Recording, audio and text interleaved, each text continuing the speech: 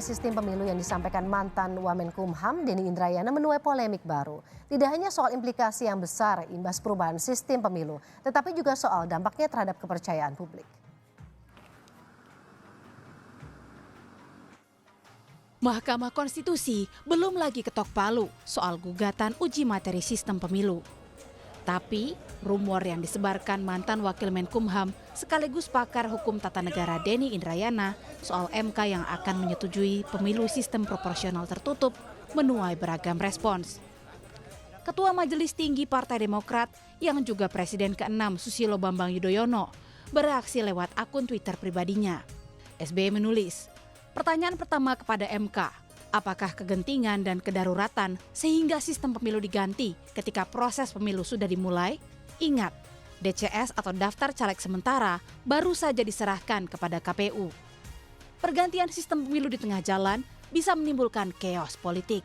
Senada dengan SBY, Ketua Komisi 2 DPR Ahmad Doli Kurnia yang juga Wakil Ketua Umum Partai Golkar menilai, selain bisa berdampak pada kepercayaan publik, perubahan sistem pemilu di tengah tahapan yang sedang berjalan bisa merugikan ratusan ribu calon legislatif yang sudah memulai langkah politik. Jadi kalau seandainya tiba-tiba nanti keputusan dari Mahkamah Konstitusi berubah dengan yang sekarang, ya, saya kira itu akan menimbulkan implikasi yang tidak kecil. Ya, kita akan ulang lagi semua. Masyarakat kita harus membutuhkan waktu yang cukup lama, mensosialisasikan itu nggak mudah loh. Ya, berubah sistem gitu, dan ini bisa menimbulkan ketidakpastian. Masyarakat nanti jadi nggak percaya gitu loh. Ya, ini yang mana yang benar sebenarnya? Hari ini aturannya begini, kemarin aturannya begitu, besok berubah lagi aturan dan segala macam gitu.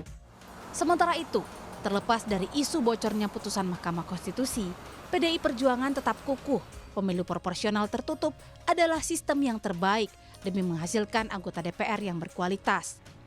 PDIP juga siap untuk menghadapi apapun keputusan Mahkamah Konstitusi. Produk dari sistem proporsional terbuka ini yang melahirkan DPR-DPR yang juga menjadi bagian dari kritik masyarakat dan juga teman-teman pers. Kualitas di parlemen kita, baik itu dalam pembahasan undang-undang, rancangan undang-undang, kemudian pembahasan anggaran dan juga pengawasan terhadap pemerintah. Kualitasnya kan jauh mengalami penurunan gitu ya. Perkumpulan untuk Pemilu dan Demokrasi Perludem menilai Mahkamah Konstitusi tidak mungkin mengubah sistem pemilu untuk 2024 di tengah jalan karena dampaknya yang akan sangat kompleks. Perubahan sistem pemilu dari terbuka ke tertutup itu kalau mau diberlakukan di 2024 dan hanya mengubah soal terbuka tertutupnya, itu akan berimplikasi kepada 20 lebih pasal-pasal dalam undang-undang pemilu. Dan tidak mungkin itu dilakukan MK mengubah lebih dari 20 pasal itu dengan putusan Mahkamah Konstitusi. Dan itu juga tidak dimohonkan oleh pemohon. Akan berpengaruh kepada metode kampanye, akan berpengaruh kepada proses verifikasi calon, kemudian berpengaruh juga pada proses rekapitulasi, berpengaruh pada proses penegakan hukum. Pertanyaannya, apakah semua itu mau diubah dengan putusan MK? Atau nanti pasca putusan MK akan dilakukan dulu perubahan undang-undang di tengah tahapan pemilu yang sedang berjalan? Nah, ini implikasi-implikasi yang saya yakin Hakim Konstitusi memikirkan ini. Polemik gugatan sistem pemilu ke Mahkamah Konstitusi ini bergulir sejak akhir 2022 lalu. Sejumlah alasan terkait gugatan sistem pemilu diantaranya, sistem proporsional terbuka yang diterapkan sejak 2004 dinilai rumit dan menghabiskan anggaran yang besar. Satu-satunya fraksi di DPR yang mendukung kembali ke pemilu sistem proporsional tertutup hanya fraksi PDI Perjuangan. Sementara 8 fraksi lainnya kompak membuat pernyataan sikap menolak pemilu 2024 kembali menggunakan sistem proporsional tertutup atau hanya mencoblos lambang partai.